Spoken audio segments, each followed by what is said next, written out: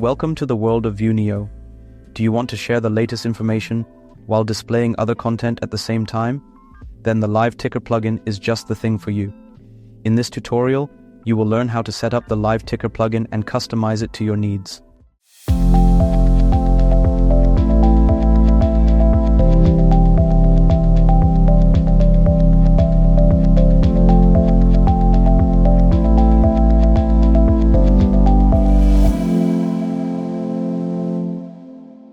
Before we activate the Live Ticker plugin, we first need to make sure that it is activated.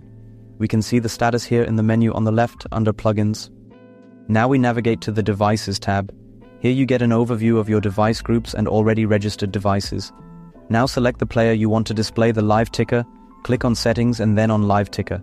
Under Configuration, select Live Ticker On.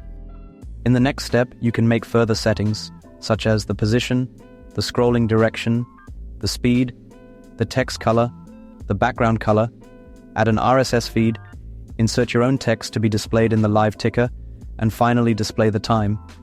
Finally, click on Save. That's it.